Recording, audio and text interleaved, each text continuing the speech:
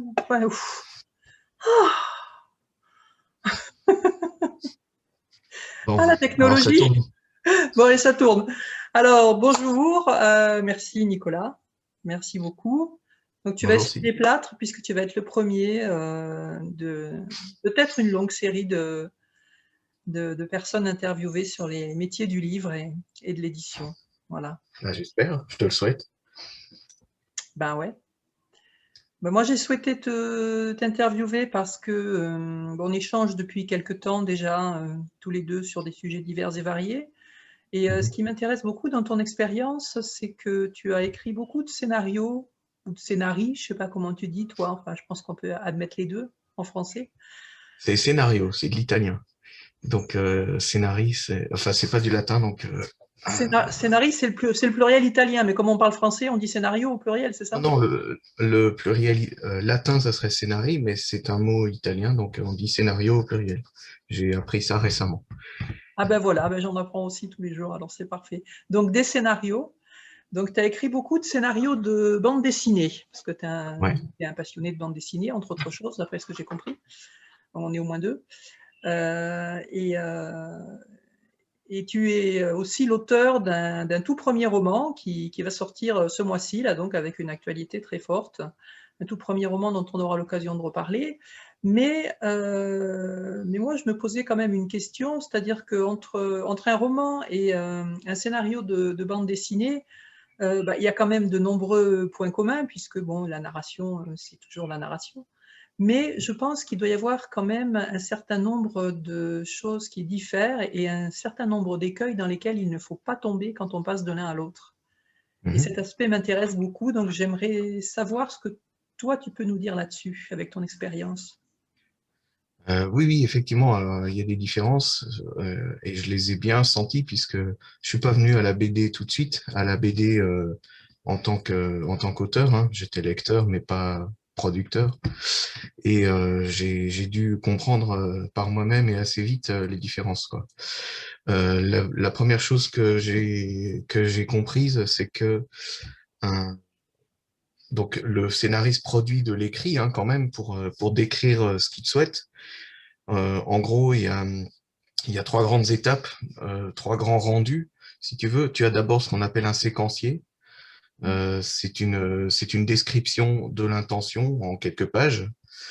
Ensuite, tu as un découpage où là, on décrit planche par planche et case par case ce que le dessinateur est censé faire, avec aussi les dialogues, hein, parce que il faut que le dessinateur comprenne l'encombrement de chaque bulle. Euh, voilà, et non, ouais, c'est les deux documents principaux. Oui, et il y a aussi des documents annexes du genre description des personnages pour faire des études, des recherches graphiques, etc. Mais disons, le premier document, c'est le séquencier. Et le premier réflexe quand on vient de l'écrit roman, c'est de vouloir faire du style, de vouloir l'écrire bien. Et en fait, c'est pas du tout ce qui est attendu à ce stade-là. Il faut que ce soit fonctionnel, que ce soit clair, que les indications restent sur un niveau de détail standard du début à la fin, mais surtout pas de faire du style. Et moi, j'ai eu du mal à me contraindre à ça, à écrire sèchement. Alors j'essayais, je mettais des bouts de dialogue déjà à ce stade-là, même si on n'est pas censé en mettre. Mais voilà, en tout cas, une différence. Il faut se réfréner sur le style en sachant qu'on pourra en faire plus tard dans le processus, quoi. Un autre élément aussi, c'est l'importance des dialogues. C'est-à-dire que, bon, déjà, la bande dessinée a un aspect graphique qu'il faut prendre en compte, hein, et qu'il faut exploiter. Qui est Et narratif, ensuite, bien sûr. voilà, et exactement, mais je vais en reparler. Et après, au niveau du texte, il y a deux grandes façons de transmettre un message. Ce sont les bulles, les phylactères, et ce qu'on appelle les récitatifs, c'est-à-dire les petits cartouches qu'on peut trouver en haut d'une case qui disent pendant ce temps-là ou le lendemain, ou qui en font des tartines comme dans Alix, les par exemple. voilà, Alix, les P. Je veux le Jacobs, dire. C'est à horrible. toute cette école, quoi. Euh, D'ailleurs, les continuateurs d'Hergé étaient encore plus verbeux que lui. Je pense que, enfin, en tout cas, mon parti pris, j'essaye d'éviter les récitatifs parce que justement, l'image peut en dire pas mal et ça sera toujours mieux de glisser des choses dans les bulles, donc dans les dialogues, les échanges, plutôt que par une voix un peu omnisciente, divine, qui raconte à la place de ce qu'on voit et de ce qui est et des dialogues, quoi. Donc ça, c'était et qui peut important. faire double, qui peut être redondante en fait. Si le dessinateur est bon, il n'y a pas besoin. Voilà. Alors ça, c'est le pire, c'est d'avoir des redondances. Après, ça, c'est une autre complexité, c'est de savoir ce qu'on peut demander à un dessinateur dans une case, parce on est limité en nombre de cases dans une planche, évidemment, et on peut pas lui coller des tonnes de détails à faire, parce que sinon, il va en faire que certains, et ce sera pas forcément ceux qui étaient importants.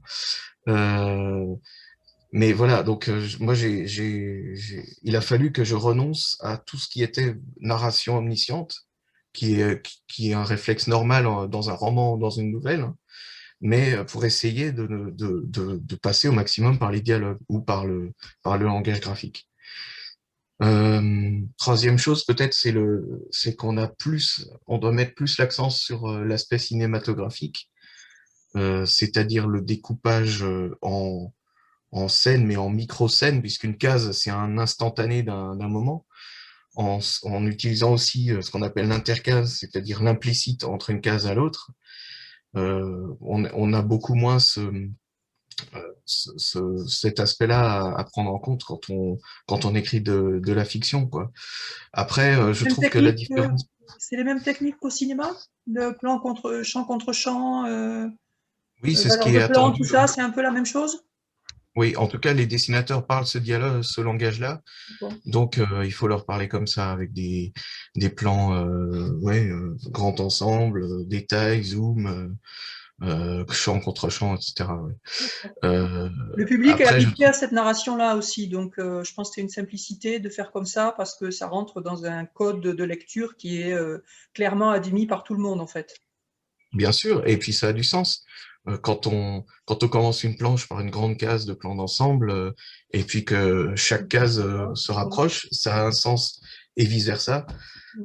Donc il faut, à la fois c'est un impératif et c'est un atout, c'est quelque chose de puissant qu'il faut utiliser, quoi.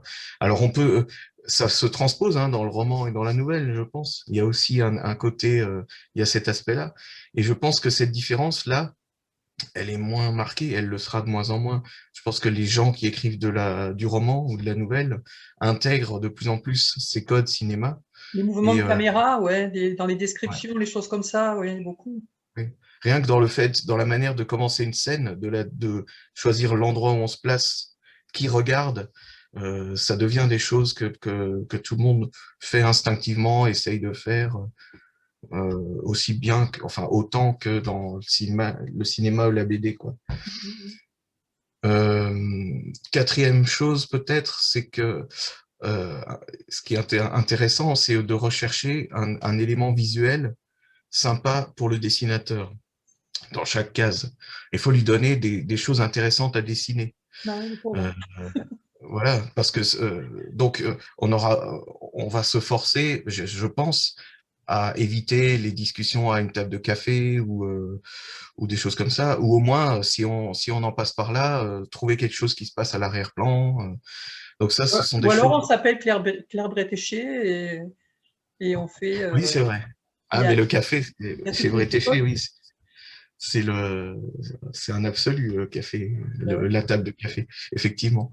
Mais en tout cas, dans la BD un peu tradie que je suis censé faire, il faut quand même, voilà, il faut essayer de trouver des intérêts visuels pour le dessinateur. Il y a quelqu'un d'autre derrière soi qui doit travailler à partir de notre travail, quoi. Et il faut y penser. Et ça, c'est le cinquième point, c'est ça, c'est qu'on travaille en équipe. Alors même si, je le répète autant que je peux, dans le roman, on est aussi intégré à une équipe. L'auteur n'est pas seul maître à bord, pas du tout, même s'il se l'imagine et même si à certains stades de l'écriture, c'est Au bien d'y début, c'est croire. vrai. Au début, c'est vrai. Mais après, il y a certains moments où il faut admettre qu'il y a d'autres professionnels doués qui, espérons-le, le plus souvent, qui vont travailler sur le même projet, qui vont apporter, y compris leur créativité, leur, leur, euh, leur esthétique, et ils ont le droit, et ça en fait partie. Dans le roman, on le sent peu parce qu'on est plutôt en fin de chaîne, enfin, comment dire ça, ou plutôt, non, quand on rend son travail, on a terminé. Alors que dans la bande dessinée, il y a le dessinateur qui passe après et avec qui on va dialoguer. En fait, c'est une grande partie du travail, on échange, on s'écrit, on s'appelle, on se critique l'un l'autre. Le dessinateur suggère des changements scénaristiques ou signale des problèmes. Le scénariste signale des erreurs de dessin ou des incompréhensions. Et voilà, c'est un travail en équipe. On ne peut pas être casanier, on ne peut pas être replié dans son coin quand on fait de la bande dessinée. On ne peut pas y couper. Euh, Autre point, Sauf si on c'est... travaille tout seul. Il y en a qui font les deux quand même. Il y en a qui font leur scénar, leur dialogue, leur dessin. Ouais, Il y a, c'est vrai. il y a des comptés qui font, des nanas d'ailleurs, qui font tout eux-mêmes. Bien sûr. Ils Et la doivent, ils couleur doivent et le perdre un peu lettrage. d'ailleurs. Ça doit être bien. C'est un autre boulot, mais qui doit se rapprocher plus de celui du romancier. Mais peut-être qu'ils doivent perdre un peu du coup dans leur vie Ah, professionnelle, à pas échanger comme ça trop, parce que c'est quand même vachement riche l'échange. je pense, oui. Et alors je veux pas être hargneux, hein, mais je pense que quand on est comme ça, quand on fait la BD au complet, on est forcément plus dessinateur que scénariste ou l'inverse. Il y a forcément un domaine dans lequel On est on meilleur. est plus excellent ça se sent quand même ça se sent souvent dans les albums d'un seul homme ou d'une seule femme, quoi. En tout cas, ça m'est jamais arrivé parce que je suis très mauvais dessinateur et moi je suis bien content d'avoir un dessinateur qui traduit mes idées narratives, quoi. Euh, oui, il y a aussi très souvent, alors on parle de la franco-belge, hein, j'ai fait que ça pour le moment, donc pas de roman graphique. Il y a une contrainte très très forte de volume à l'arrivée. On a 46 ou 52 planches Ouais, ouais. et on ne peut pas dépasser. Ou de quelques planches, mais sinon ça change la commande imprimeur, donc le prix, donc la commercialisation, et les éditeurs veulent pas. Quand ils commandent, quand ils disent OK pour une bande dessinée, c'est un certain nombre de planches et on dépasse pas. Du coup, ça veut dire que en termes d'histoire, on Ouais, il y peut a une pas non plus. obligation à la concision quand même. Tu peux pas partir dans des délires subalternes, Ouais, créer des personnages secondaires à foison. Tu pars pas dans des sagas tout de suite. Ou alors tu exactement. t'engages dans un monde. Il y a quand même une grande depuis 10, 12 ans maintenant, peut-être même 15 ans, peut-être même 20, je ne sais pas. Il y a quand même une tendance à faire des séries en bande dessinée qu'il n'y a pas eu pendant Oui, des années et puis qui finalement, avec le renouveau de la bande dessinée, on peut dire il y a quand même beaucoup de séries qui se font. oui. Alors d'accord pour les séries, mais ça oblige quand Chaque même série à doit être une savoir. histoire complète, ouais. Voilà, et qui ait une fin intéressante à chaque épisode, etc.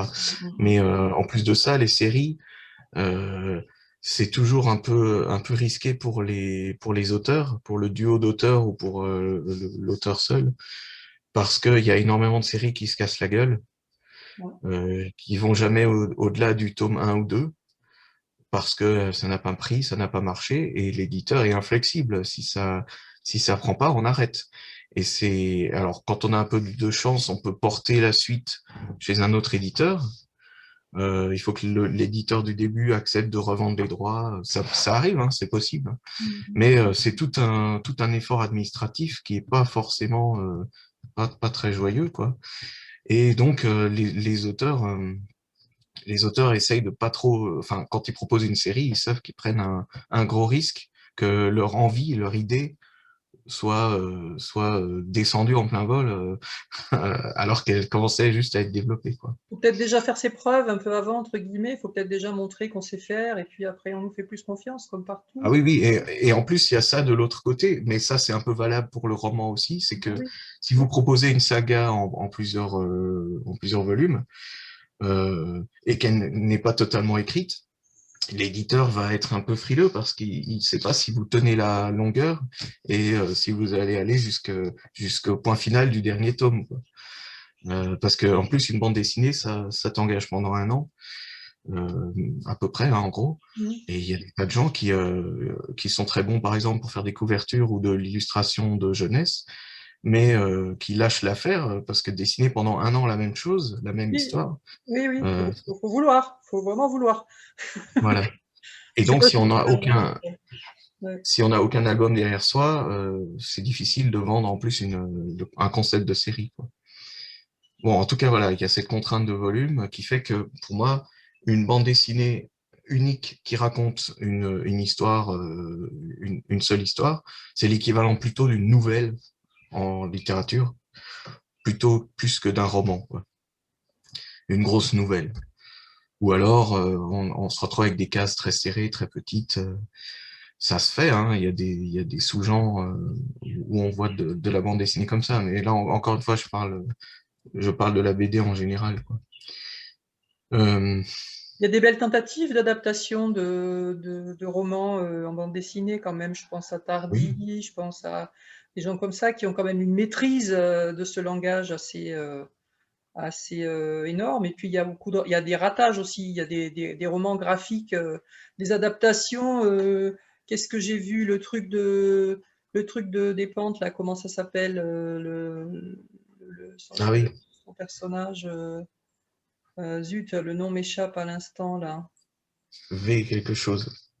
Vernon, oui, Vernon de Ouais, Subutex. Voilà, ouais, c'est ça. Subutex, que j'ai lu récemment en BD, que j'avais lu avant en roman et qu'on m'a offert en BD pour Noël, et qui est franchement casse-couille, mais au possible, parce que en fait, l'auteur, qui doit pas être mauvais, je ne sais pas, j'ai pas lu grand-chose de lui, mais en fait, il a pas su couper, il a pas su trancher justement. Ouais. Il a la volonté d'exhaustivité, et donc en fait, il y a un tas de cases qui reprennent exactement le texte du roman.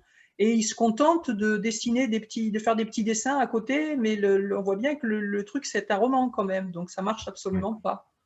ouais, ouais, mais ça, Et c'est vraiment c'est un truc à part entière, la bande dessinée quand même. Et la concision, justement, c'est l'histoire un bon dessin vaut mieux que 10 000 pages, quoi. Il faut arriver à trouver ce truc-là. bien Euh, sûr, et il faut renoncer éventuellement à des aspects de l'histoire, à des personnages secondaires qui étaient très intéressants. Moi, je me suis jamais frotté à l'adaptation. La personne qui m'a un peu propulsé dans la BD, c'est un scénariste qui s'appelle Roger Saiter et et qui a fait beaucoup d'adaptations. Et bon, enfin, moi, je l'admire beaucoup pour ça parce que c'est dur. euh, j'aurais beaucoup de mal, quoi, à trancher dans une œuvre qu'on aime en se disant que finalement, qu'elle aurait pu être aussi bien avec moins de moyens, moins d'effets. C'est compliqué comme intellectuellement, comme acrobatie, quoi. Mais bon, voilà, des gens y arrivent et ça donne de très chouettes résultats, quoi. Ça doit être pareil pour l'adaptation au cinéma, d'ailleurs. Ouais, d'ailleurs, il y C'est... a beaucoup de problèmes avec ça. Enfin, de problèmes. Il y a Oui, beaucoup d'artistes qui ne reconnaissent pas leur œuvre une fois adaptée au cinéma, ou oui, qui oui. pensent que le Qui la réalisateur est passé renie. à côté. Mais oui, mais parce que le réalisateur, c'est un artiste aussi, et lui aussi, il a sa vision. Donc, en fait, c'est pas du tout la même œuvre, en fait. Il y a une œuvre de Ouais, départ, et puis il y a une œuvre d'arrivée, et il y a un sujet qui est commun, mais il y a forcément un moment où ça se sépare. Ça absolument. peut pas coller, ça peut pas être la même chose. Il y a Ouais. forcément deux visions qui se télescopent à un moment, quoi. Ben, ça, c'était aussi un aspect que je voulais soulever concernant la BD, c'est que vous avez quelqu'un qui va traduire les images que vous avez en tête. J'ai Ouais. dit vous, je parle du public. Euh, le, Quand on écrit un roman, on n'est jamais confronté à la représentation visuelle d'autrui.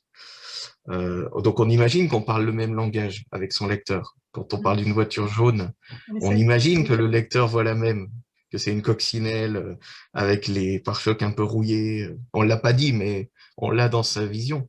Et le lecteur en face, il voit peut-être une Fiat Panda Il fait ce qu'il veut, flambant neuve. il voit ce qu'il veut. Voilà, et ça ne dérange ni l'un ni l'autre puisqu'on n'est pas au courant des détails. Dans la bande dessinée, on est sans cesse confronté à cette différence de vision, puisque le dessinateur va dessiner ce qu'il voit lui. Si le fait que ce soit une coccinelle ou une Fiat Panda n'est pas important, on va pas lui faire corriger ça. Une correction, c'est du temps perdu et je rappelle, on a un temps limité, quoi. Mais voilà, il faut sans cesse admettre que le résultat, la représentation, ne sera pas celle qu'on avait exactement en tête, quoi.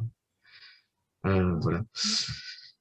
Alors, il y a aussi une différence, je dirais, administrative, une différence de fonctionnement, c'est que quand on est romancier, on commence par produire le texte en entier de son côté, et quand il est fini, on va avoir un éditeur qui dit oui ou non. S'il dit oui, il y a un peu de réécriture ou beaucoup, mais enfin, on vient le voir avec un produit fini, en tout cas dans notre esprit, quoi. La bande dessinée, c'est différent parce que vous avez deux personnes qui vont travailler, dont le dessinateur, qui va se bloquer à temps plein.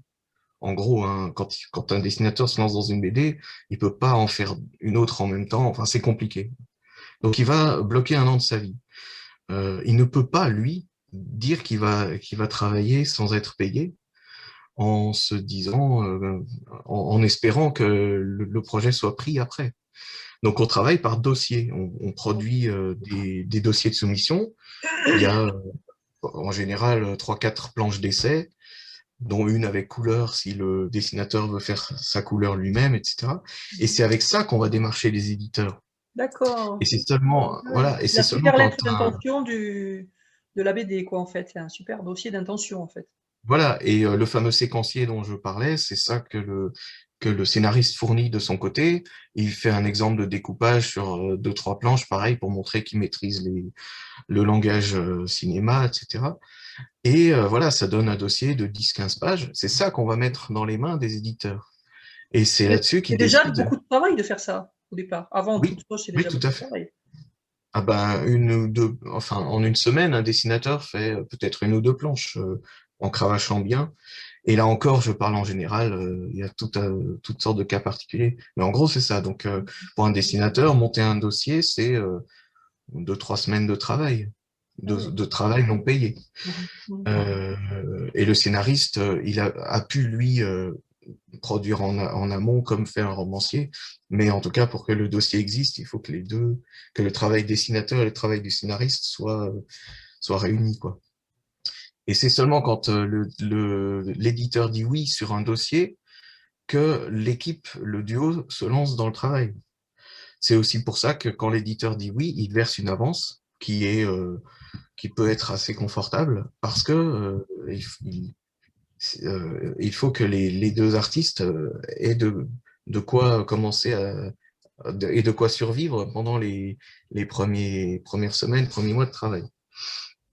Donc ça, c'est une grosse différence hein, avec le roman. On peut pas aller jusqu'au bout dans son coin.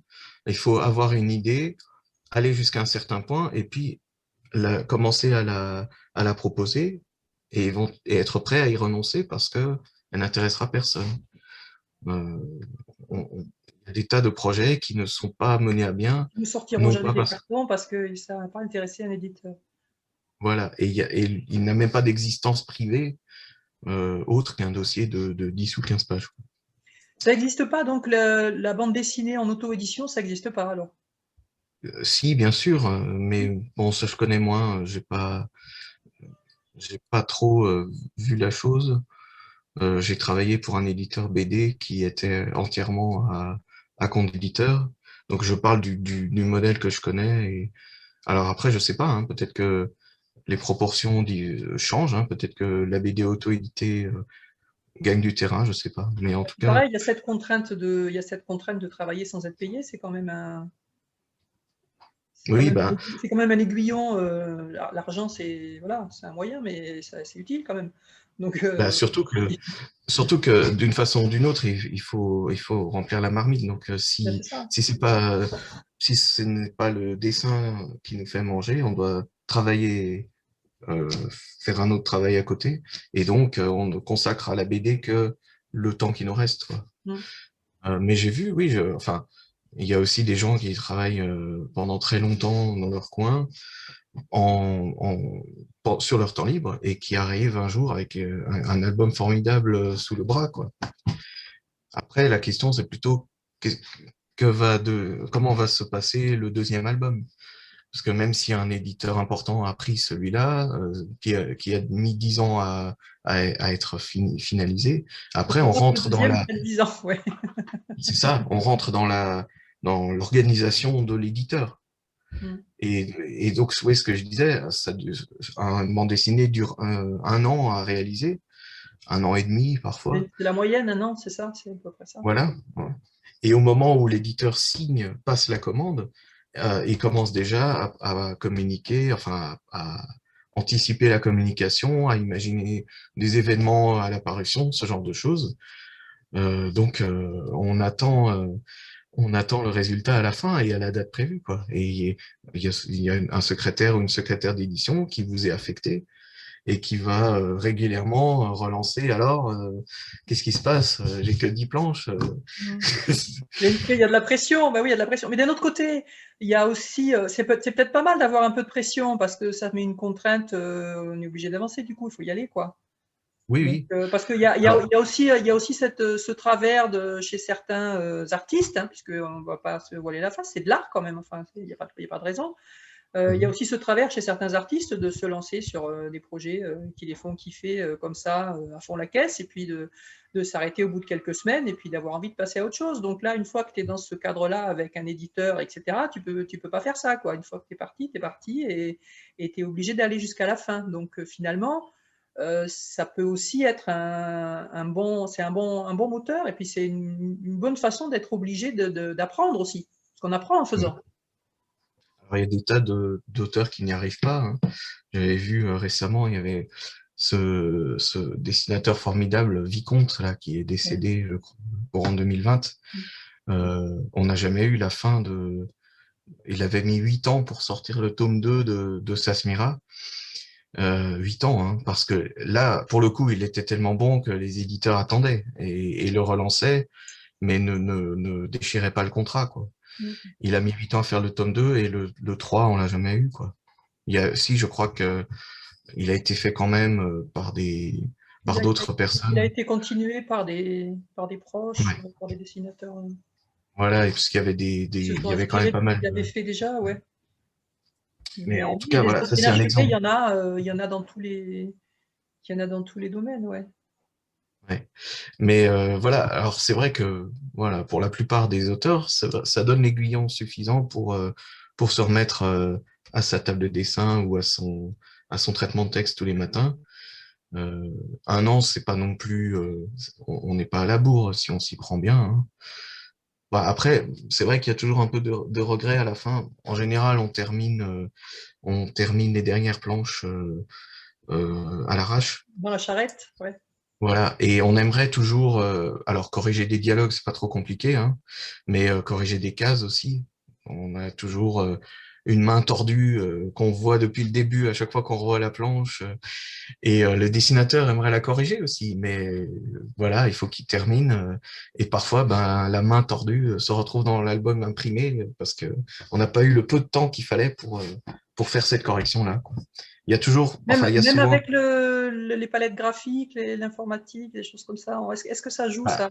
Est-ce que ça s'utilise beaucoup, ou est-ce qu'on travaille encore beaucoup à l'ancienne, selon ce que tu sais, toi, c'est-à-dire avec des planches, Ah, des planches dessinées, des originaux dessinés sur du papier, ça dépend vraiment ça dépend des des auteurs. dessinateurs. Ouais, Il y en a qui font tout en numérique, ouais. il y en a qui font des calques très très distincts, ce qui leur permet de corriger sans trop de problème. Et il y en a d'autres qui font un pré-crayonné sur papier, qui le scannent ensuite et qui font tout le post-traitement. Non, c'est très varié. Et c'est vrai que plus c'est numérique, plus c'est facile à corriger, bien sûr. Mais parfois, il n'y a pas qu'une main, il y en a 5 ou 6. Et puis, Et ça prend quand même bon, du temps, même le numérique, ça prend quand même du temps. Ouais. bien sûr, ouais, ouais.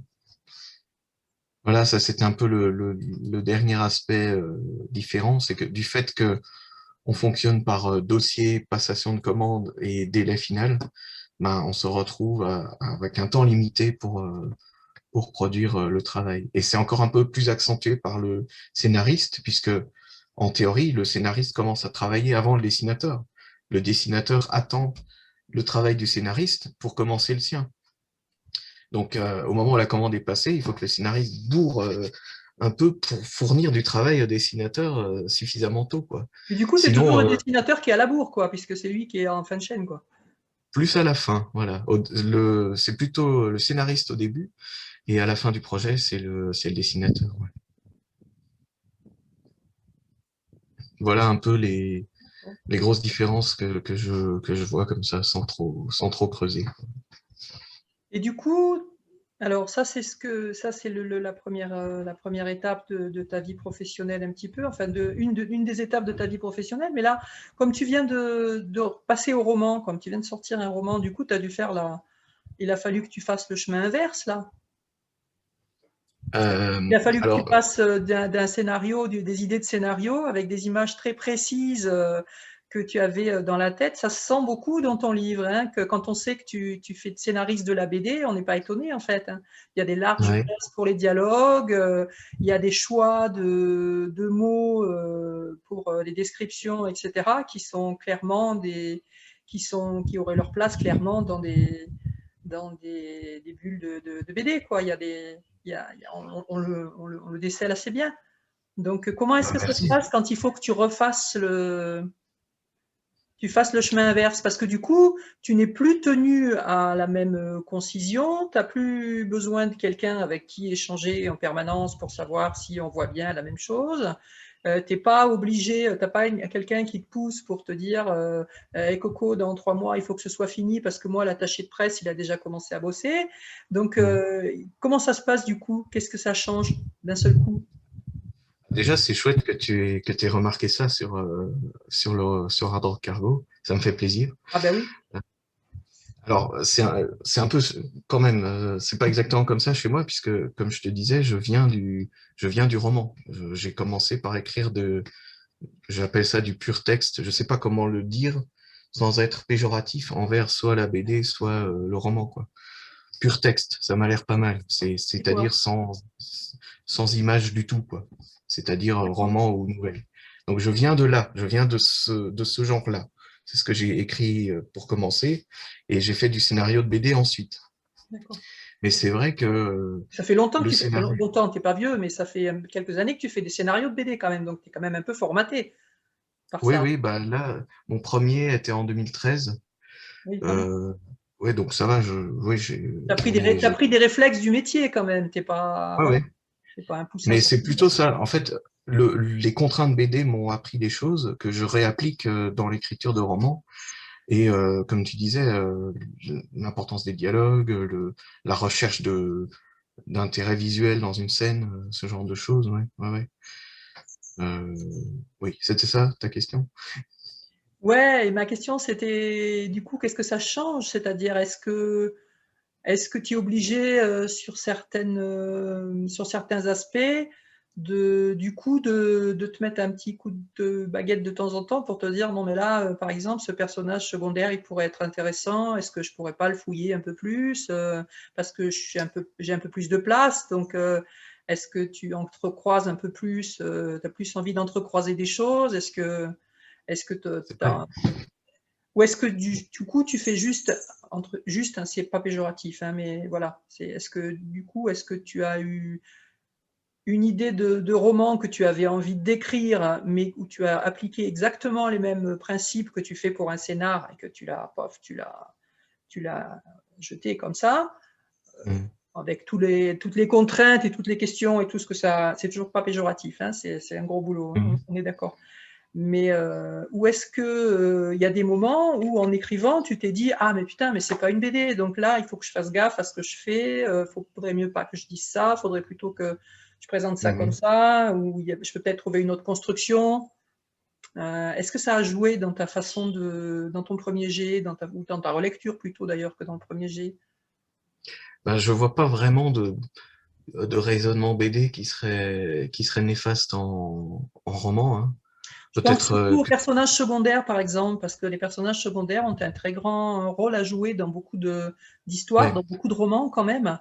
Et Mais, il y en a beaucoup moins dans les BD, c'est-à-dire que on suit beaucoup plus oui, par oui. cette obligation de concision. Il y a moins de richesse sur les personnages secondaires dans la BD, quoi. Bah, c'est ce qu'on disait, hein, c'est que l'équivalent en pur texte d'une bande dessinée, ça serait une grosse nouvelle. C'est ça. Et, Oui, sur une et grosse par nouvelle, il n'y a pas ailleurs, trop de personnages secondaires aussi, voilà, c'est ça. oui, oui, oui. Oui, mais bon, après, l'Éternel Mari de Dostoïevski, c'était une nouvelle pour lui. Donc, Oui, c'est, encore une fois, les questions de volume, c'est un débat sans fin. Mais c'est vrai aussi que ce qui fait la taille d'un roman, clairement, c'est le nombre de personnages. C'est presque mathématique, quoi. Plus on a de personnages, plus l'histoire va être épaisse. bah oui, Euh, plus riche. et c'est vrai que dans ça, ça a été c'est peut-être un problème chez moi. C'est que Hard Rock Cargo a été, je pense, a été très scénarisé avant la phase d'écriture.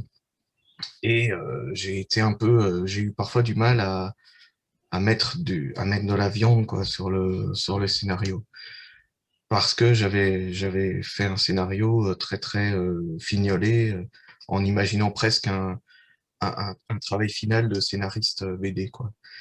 Euh, Après j'ai pas eu tellement cette critique là puisqu'il y a déjà eu des lecteurs hein, puisque le roman a été prévendu en financement participatif. Oui, d'ailleurs, j'en ai reçu un et je l'ai lu.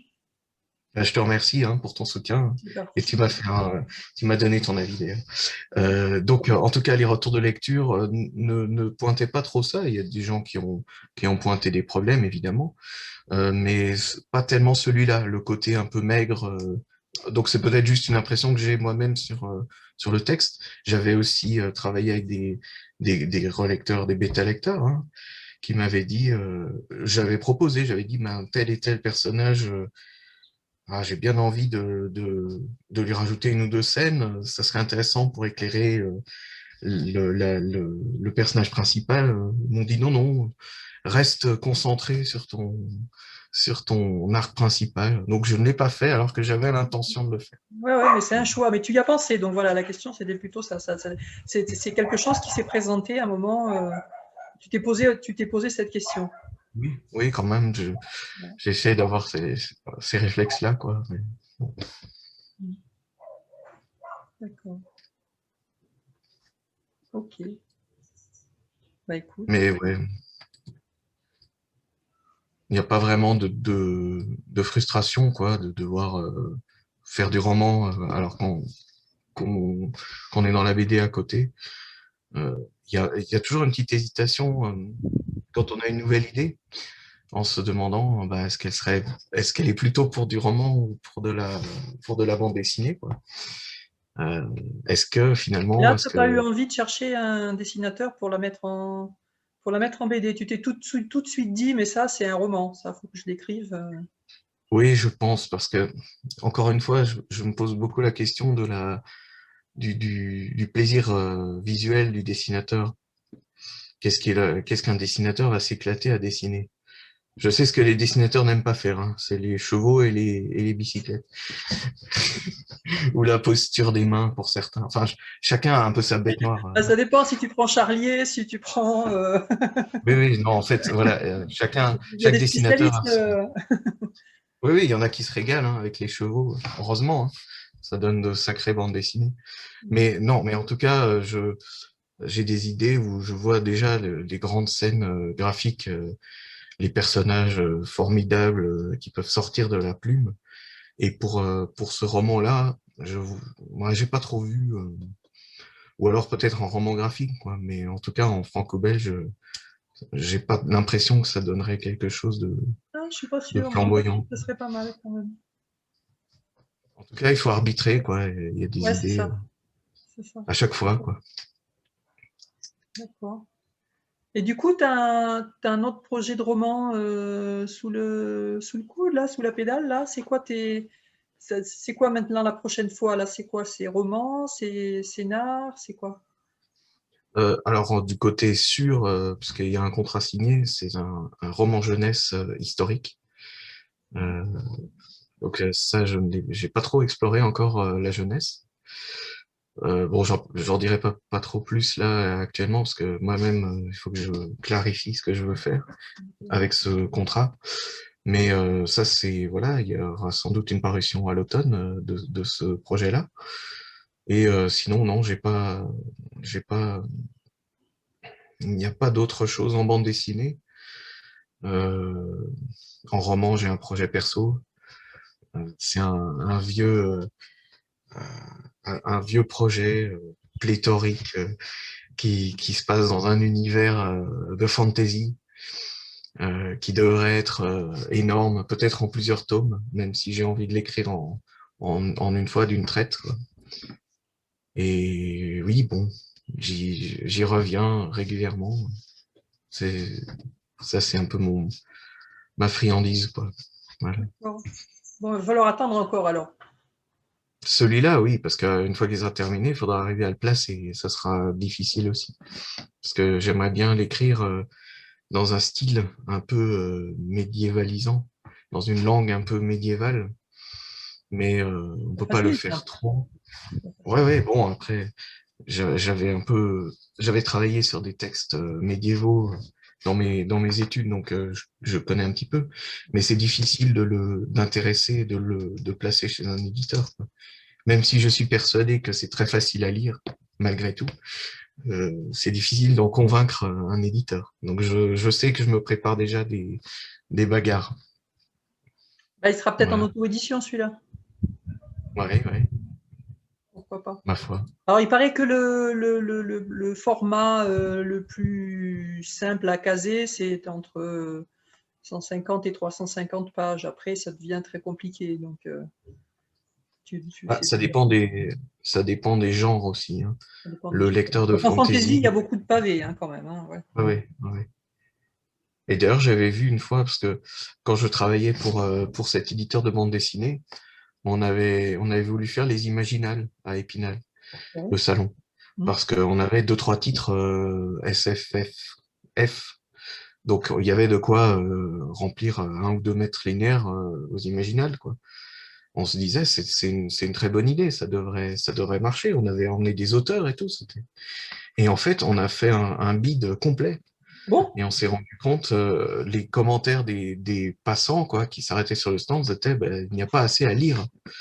Les gens qui viennent dans les salons de littérature de l'imaginaire, c'est pour ramener de l'occupation massive, longue, et une bande dessinée, même si tout le monde sait qu'une BD se relit et se relit. ah, mais tu peux la Euh, lire et la relire sans problème, quoi. Puis tu as ouais, ouais. des trucs qui sont indémodables.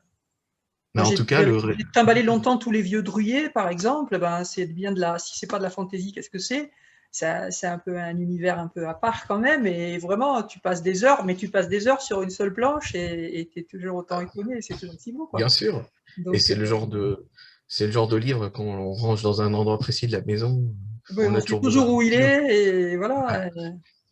Ouais, Mais en tout cas, je pense que le lecteur de SFFF cherche plutôt de longues histoires qui vont l'occuper longtemps et n'a pas forcément l'intention de relire d'ailleurs ce qu'il a lu une fois.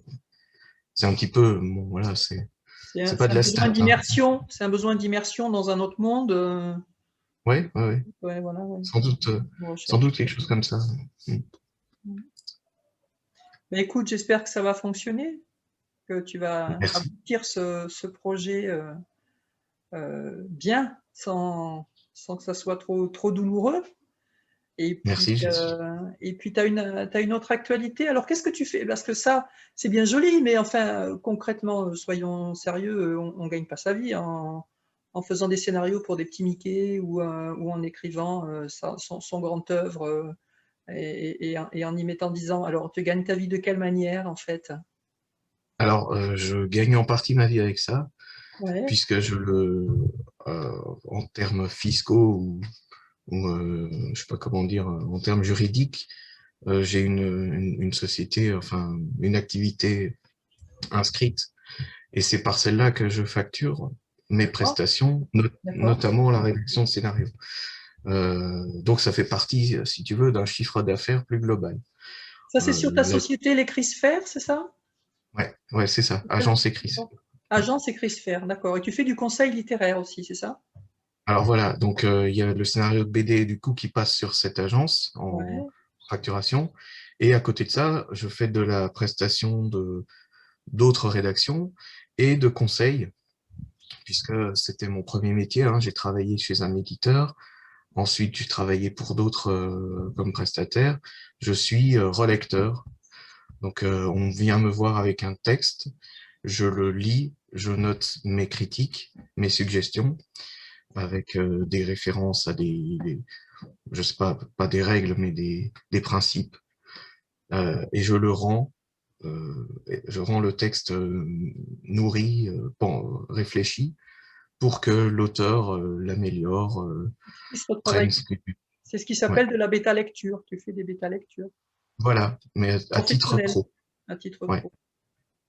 Et donc, à mon avis, donc la différence, c'est pas forcément dans le, dans l'intention, hein. Il y a des bêta-lecteurs amateurs très bien, très bons. Moi, j'en ai aussi, hein, pour mes propres textes. Mais la différence, c'est peut-être que déjà, mes avis ne sont pas faits pour vexer ou pour flatter. C'est pas l'intérêt.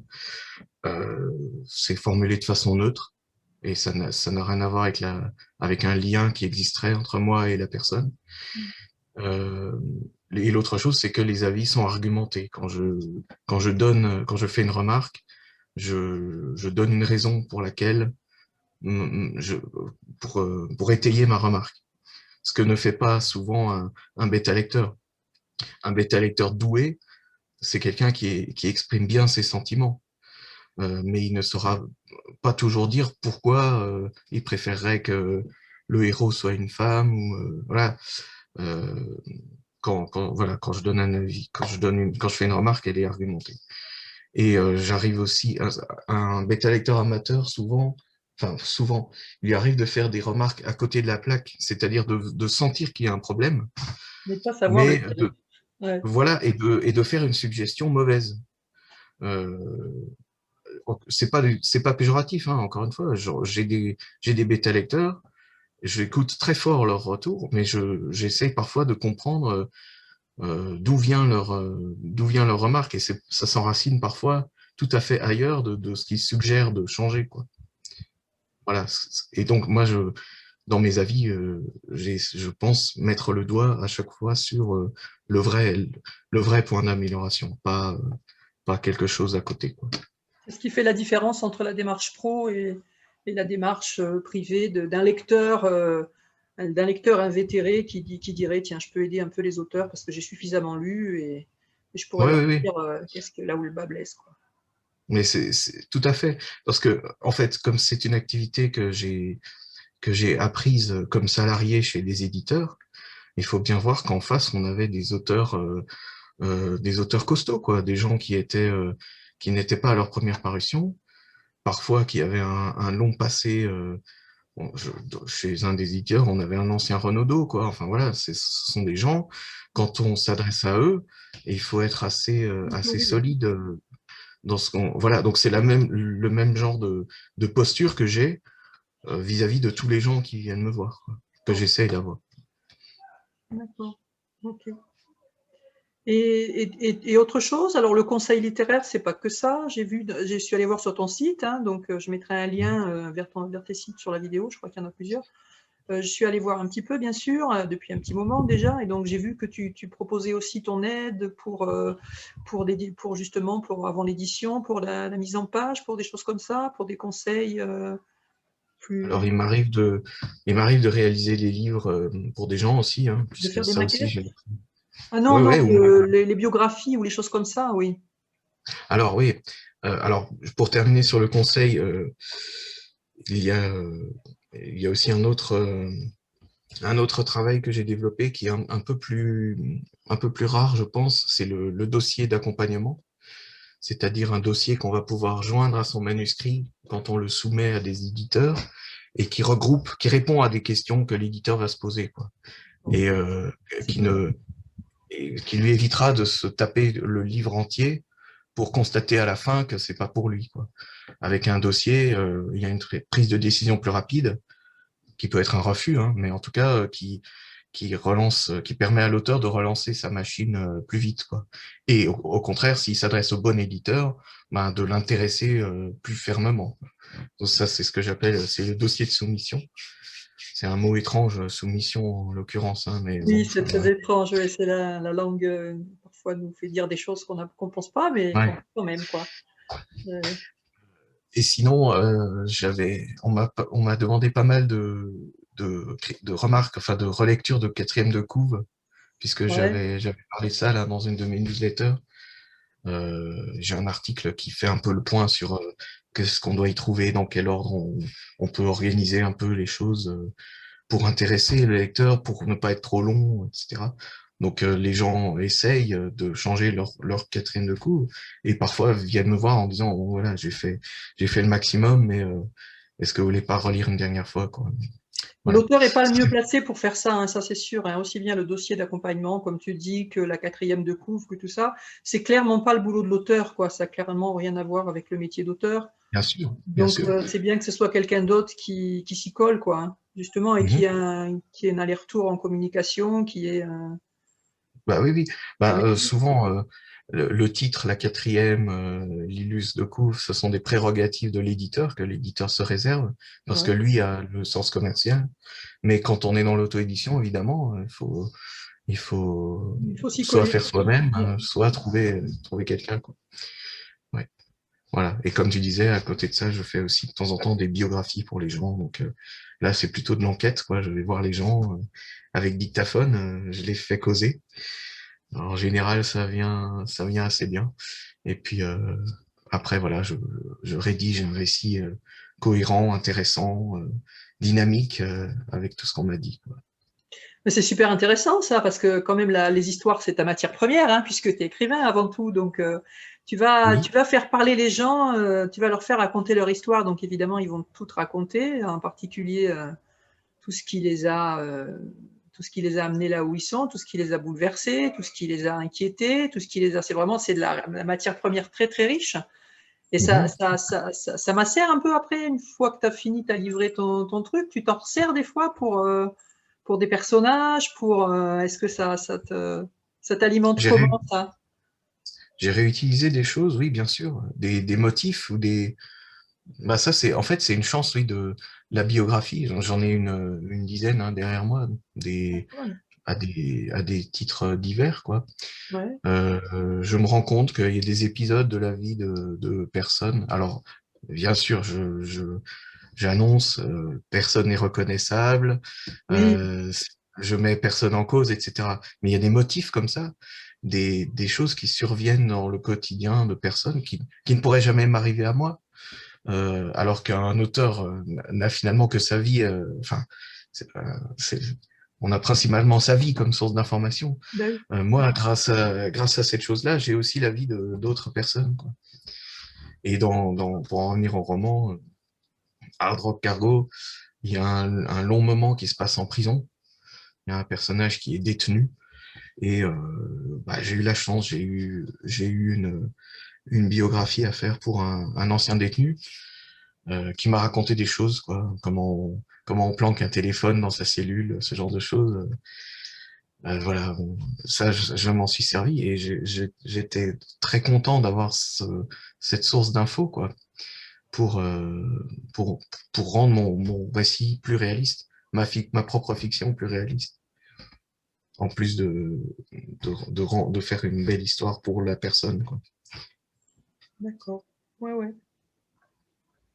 Bien, très bien, super. Et est-ce que tu veux rajouter autre chose? Donc, en fait, tu as aussi un blog hein, que tu alimentes assez régulièrement. Donc, je crois qu'en ce moment, tu fais un article par mois, c'est ça? Ouais, oui, j'ai prévu, C'est pas beaucoup, ça, non? T'es un peu feignant ou? ah oui, mais alors ce sont de gros articles. Ce sont D'ailleurs, je sais qu'il y a des personnes qui décrochent avant la fin, mais j'essaye de donner vraiment des conseils pro et qui viennent, qui sont étayés, qui viennent de quelque part, quoi. Je confirme. Oui, oui. Euh, Les articles que j'ai lus de toi sont vraiment des articles ciselés et voilà, tu dis pas n'importe quoi et Tu argumentes Bah, à je chaque pense fois quoi. ce que tu dis et c'est toujours dans un cadre vraiment très professionnel et toujours pour faire avancer le public. Donc, En essayant d'être un peu rigolo quand même, parce que il n'y a pas de raison. Mais je pense que tu as un peu la même approche hein, dans tes propres articles. J'ai vu la même chose, quoi. C'est nourri, c'est pas non plus condescendant, c'est plutôt oui, rigolo. j'essaye, mais bon, c'est pas toujours. Voilà, des fois, on se laisse un peu aller je me laisse un peu aller à être moi-même aussi des fois, donc je suis pas toujours. Je suis peut-être pas toujours là où je devrais être, je ne sais pas. Mais on sait bien qu'on parle de quelque part. Moi, Bon, j'ai perdu cette illusion, hein. Quand je conseille des gens, il y a aussi une proportion de personnes bon, qui me consultent, qui me demandent un devis et qui signeront jamais parce qu'elles ne le sentent pas avec moi. Ah, c'est tout à ah fait, ben, c'est pas grave, elles iront, elles trouveront quelqu'un d'autre qui leur convient. En fait, voilà, tout à fait. c'est comme une relation, c'est comme un médecin. C'est pas, Ah oui, oui, ça touche tellement à l'intime quand on est écrivain, c'est une démarche très intime quand même. Ça sort de soi, hein, ce qu'on écrit. Évidemment, ça tombe pas du ciel et ça vient pas de n'importe où. Donc, on n'écrit jamais que soi-même. On écrit sa Mhm. propre légende. Et il faut trouver du répondant auprès de quelqu'un avec qui ça matche. Parce que si ça matche pas, il faut changer il faut changer de référent, quoi. C'est Bien comme sûr. un professionnel de santé, c'est pareil. Ouais. Tu vas Oui, pas te faire ça va plus tricoter loin. par quelqu'un dont la tête te revient pas. Si, voilà, si ça le fait pas, ça le fait pas, quoi. Tu changes. Absolument. Ça va plus loin que le soin, hein. Il y a de la confiance qui doit exister. C'est ça, c'est ça. De la confiance, du respect, plein de choses qui rentrent en compte et tout ce qui relève tout ce qui relève du non-verbal et du non-dit qui est très présent malgré tout, qui est même la première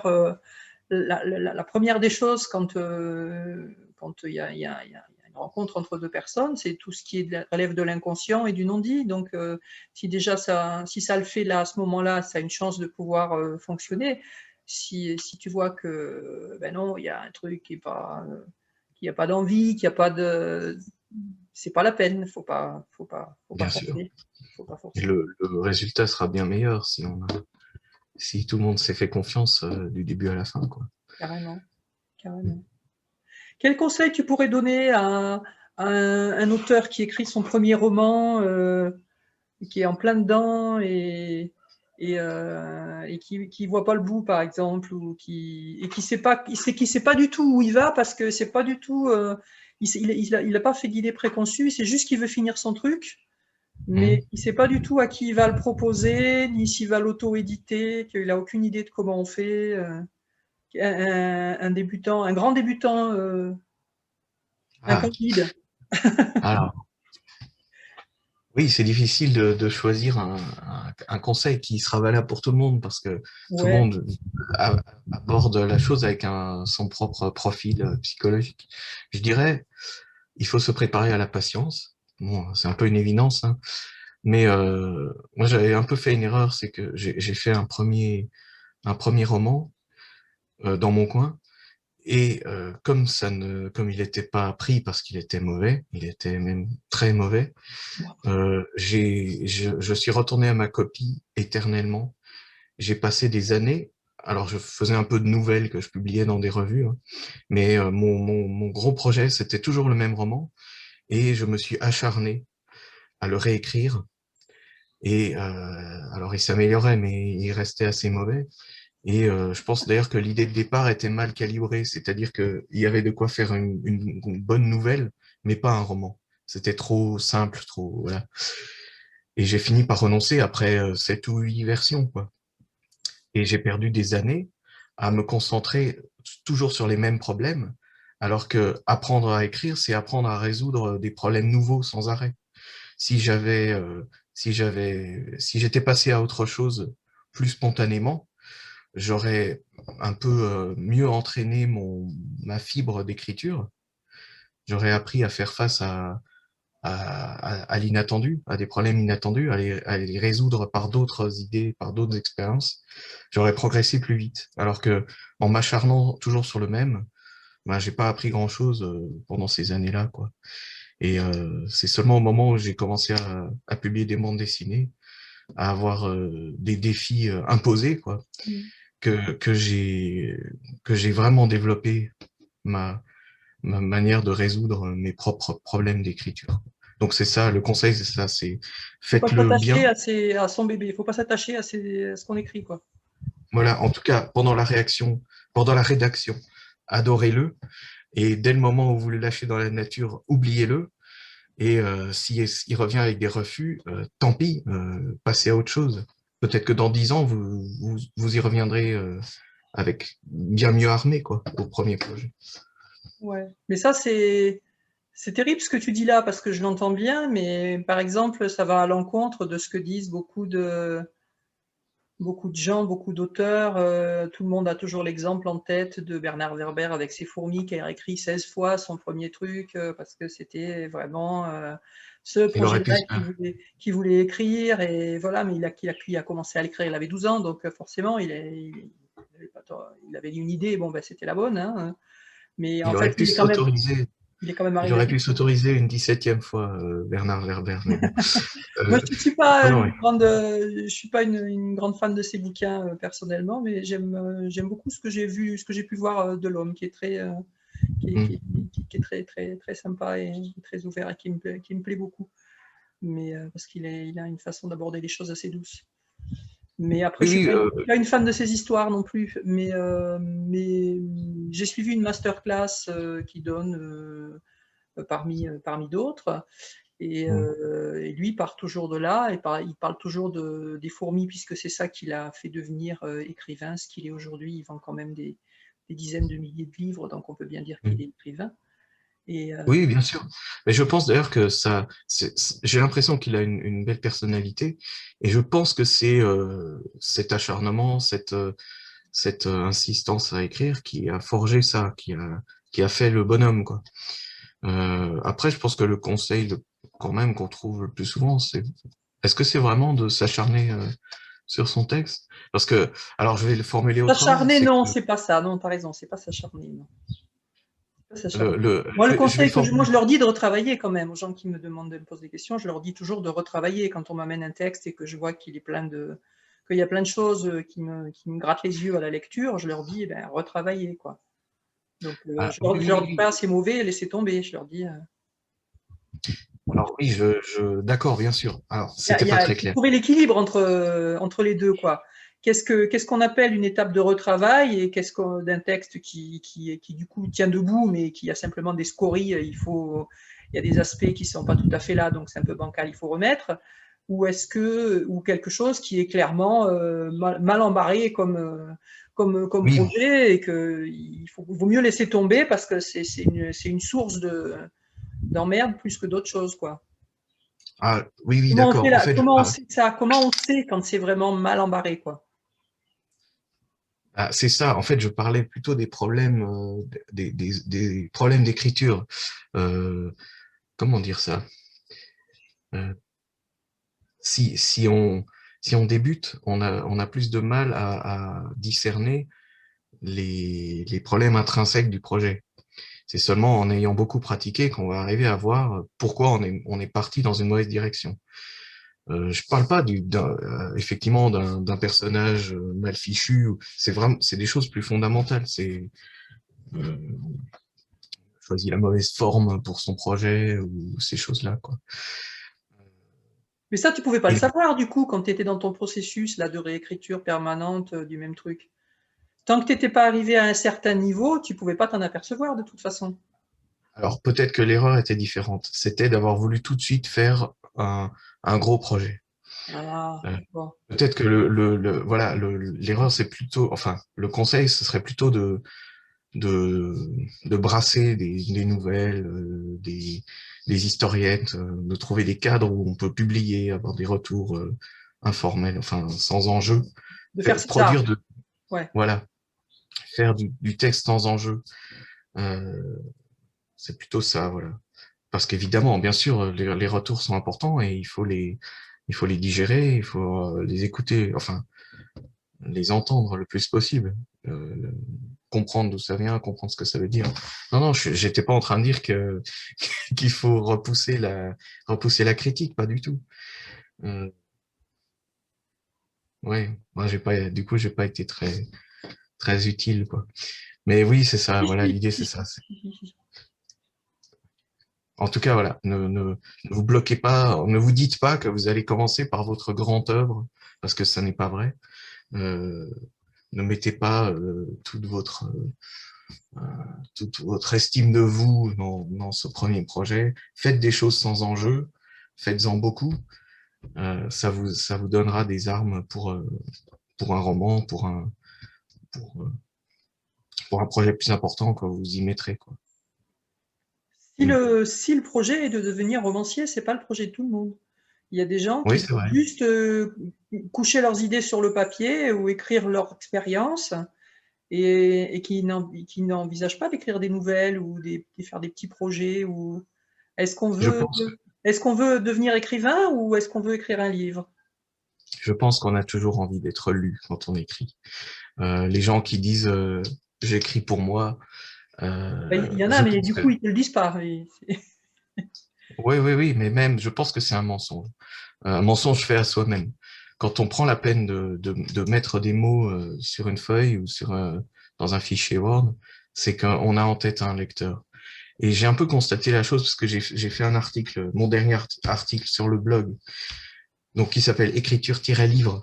Mm. Euh, le dernier article parlait du lecteur imaginaire, où j'expliquais que, selon moi, quand on écrit, quel que soit le moment d'écriture, on pense à quelqu'un. Oui, je l'ai lu, cet article, il est très bien. Je mettrai le lien en dessous de la vidéo. En tout cas, bon, voilà, on pense à quelqu'un.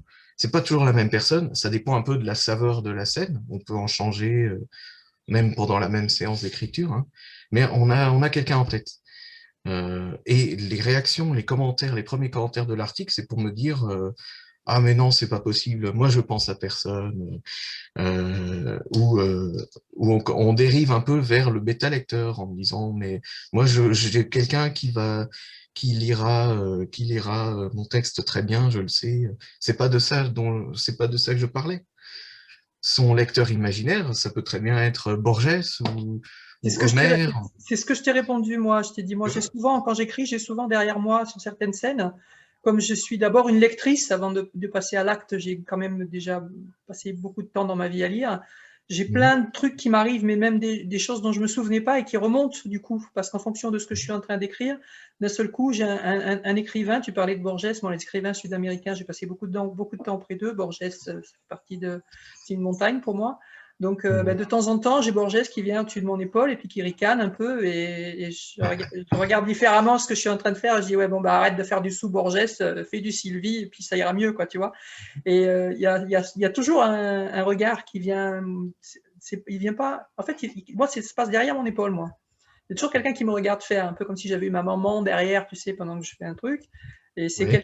c'est un grand ancien, c'est quelqu'un qui est là, qui est passé par là et qui jette un petit œil ironique et bienveillant quand même, parce que je ne veux pas m'auto-flageller plus que nécessaire, c'est pas la peine. Mais Ah, il y a toujours ce regard, en fait, ouais. tu t'es choisi des maîtres plutôt bienveillants alors. Borges, Ben c'était oui, quelqu'un. je sais pas s'il était bienveillant, mais enfin moi c'est mon Borges à moi, hein, c'est pas le vrai, hein, c'est le mien, hein, l'avantage c'est avec ces trucs-là, c'est qu'on fait ce qu'on veut avec, hein, donc là, c'est vraiment bien. Là. Bah, oui, tu te fabriques aussi ton lecteur Ben, imaginaire, ben ouais, c'est ça. même s'il a une base réelle, quoi. Mm. Mais en fonction de ce que tu écris, tu peux faire appel à Faulkner, à Borges, à n'importe qui, à Neruda, à n'importe qui, et voilà quoi. Et avoir d'un coup un focus sur une partie de quelque chose où du coup tu sais tout de suite, tu as tout de suite un élément de balance si tu veux, où tu vois si est-ce que ça marche, est-ce que ça marche pas, pourquoi ça marche pas. Lui, je suis désolée, mais en général c'est lui, parce qu'il y a beaucoup plus d'hommes que Ah de, oui. que de femmes, mais il n'y a pas la parité sur ce coup-là, mais bon, ben, elle sera peut-être là un jour, peu importe, mais enfin bon, de toute façon, c'est une entité, c'est pas ni un Mhm. homme ni une femme, c'est une entité auteur, en fait, et voilà, lui ou elle a fait comme ça, moi j'essaye de rendre à peu près la même chose, et j'ai fait comme ça, et alors pourquoi ça marche pas, comment je peux comment je peux m'inspirer de ce que lui a fait pour faire fonctionner le truc, mon truc à moi, quoi. Sans faire du plagiat, sans faire de la copie, sans faire tout ce qu'on veut, mais regarder comment c'est fait, comment est-ce que c'est fait, comment ça fonctionne, qu'est-ce que ça déclenche chez moi en tant que lectrice et comment je peux arriver à faire la même chose en tant qu'auteur pour que mon lecteur s'y retrouve, quoi. Et ça, c'est vraiment toute une gymnastique qui est assez terrifiante, hein, d'ailleurs, hein, quand on fait que ça, mais qui est super intéressante.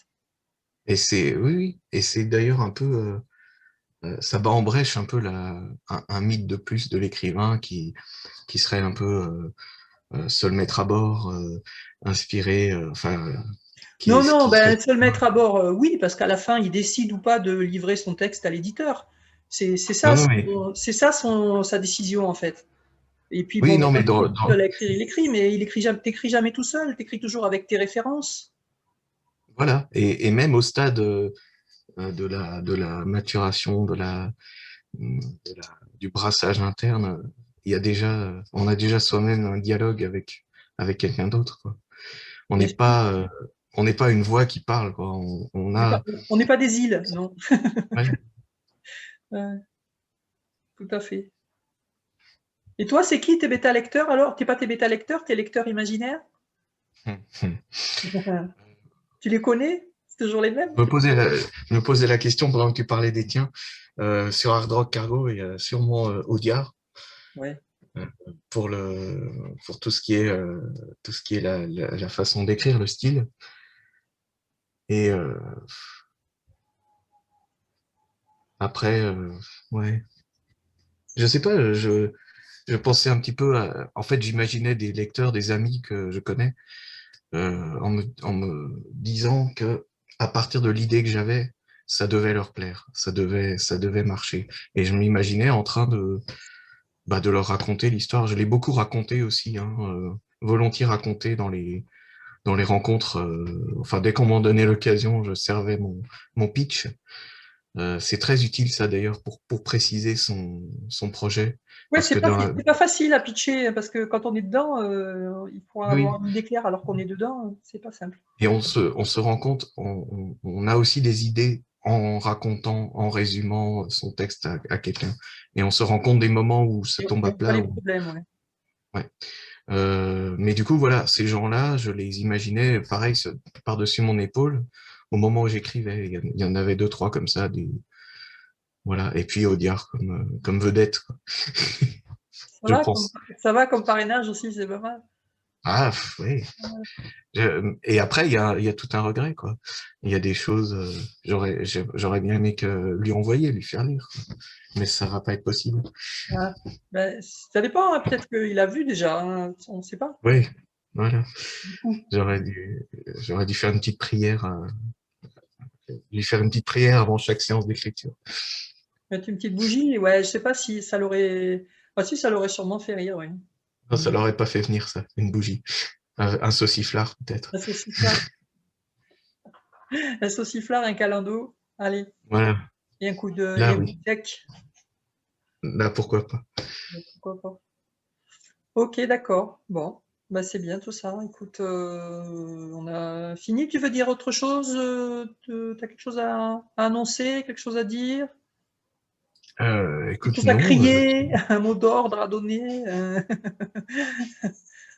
Non, non, non, mais je suis très content de ton invite.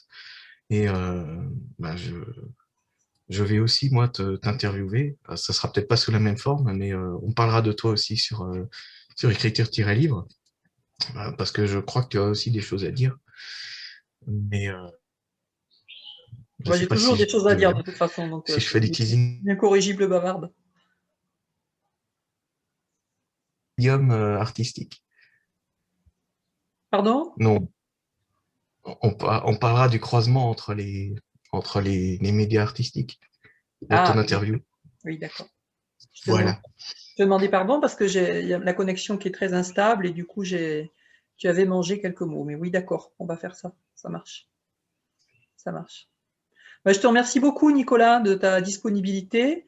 Et puis de toute façon, donc on se retrouve. Hein, alors ça va devenir une habitude. Donc soit on parle de toi, soit on parle de moi. Moi, je voudrais aussi parler un peu de ce truc-là, du coup, voilà, et de faire un petit quelque chose là-dessus. Alors, tu vois pas d'inconvénient à ce que je lise quelques pages, parce que moi, je podcaste mes articles, pas mes artistes, mes artistes aussi d'ailleurs, mais et donc j'ai toujours un extrait de lecture dans mes podcasts, donc tu vois pas d'inconvénient à ce que je te pique quelques pages et que j'en fasse la lecture. Ah bah non, je serais ravi, bien sûr. Bon, C'est très voilà. gentil. Voilà. Non, mais je te demande Je quand même. te- C'est moi qui te remercie de l'invite, quoi. Ça fait bien plaisir hein, d'avoir un petit espace pour raconter ces trucs. Pour raconter ces trucs. Voilà, c'est ça. Pierre a plein de trucs à raconter tout le temps, les artistes, donc les auteurs. Voilà, voilà. C'est pour ça. Ben, je te remercie beaucoup, Nicolas. Je te souhaite bonne continuation et puis du coup à très bientôt. Et puis on se retrouve de l'autre côté dans notre jeu de rôle littéraire là. Ah oui, oui. Ah bah on racontera un peu ce qui se passe. Ou tu veux qu'on en dise un mot là? Ben, je sais pas si c'est le moment d'en dire un mot ou pas, ou on fait d'abord et puis on voit si Ouais, ça ouais, ouais. marche un peu et puis peut-être Voilà. après on fera un petit quelque chose dessus si ça marche parce que ça m'intéresse vraiment cette initiative de notre collègue Valentin là qui a eu une idée, je trouve assez géniale. Après, il faut voir comment on peut Ouais. la développer, mais je trouve ça vraiment assez intéressant comme expérience pour l'instant. Ah, moi, je me régale. C'est C'est vrai? très chouette. Ouais, ouais. Bon, à voir alors, à voir la suite alors. On en parlera peut-être du coup une autre fois. Bah, je te Avec plaisir. remercie et je te dis bonne fin d'après-midi. À bientôt. Merci. Et merci tout le monde. Au revoir. Merci Nicolas. Merci. Oh, merci.